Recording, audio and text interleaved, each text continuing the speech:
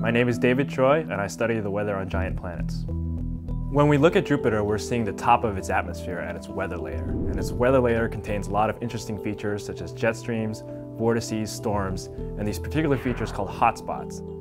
So hotspots are like holes in the clouds because they appear very dark when observed in visible light, but in near-infrared light they appear very bright. This indicates that we're seeing deeper down into warmer layers of the atmosphere. Hotspots have been previously studied by the Galileo atmospheric probe. In 1995, the spacecraft released a probe that descended into Jupiter's atmosphere, specifically at a hotspot. And this probe made the first in situ measurements and the only in situ measurements of Jupiter that exist today. So it's very important to understand how hotspot meteorology works in order to place these in situ measurements from the Galileo probe in its proper context. In 2000, the Cassini spacecraft flew past Jupiter and created a series of still images that we compiled into time-lapse movies of Jupiter's atmosphere.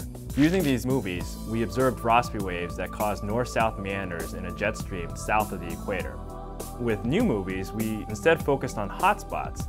Hotspots are unique because we believe that there is a Rossby wave similar to what we previously detected, but instead of this Rossby wave moving north-south, it primarily moves up and down in the atmosphere.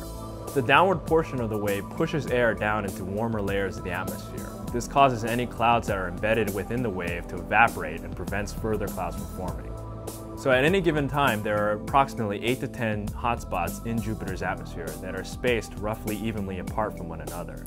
We believe that each of the downward portions of this Rossby wave corresponds to the hotspots that we see on Jupiter. This new finding is exciting because it'll allow us to re-examine the Galileo probe data and allow us to better understand it and better place it in the context of Jupiter's overall global climate and atmosphere.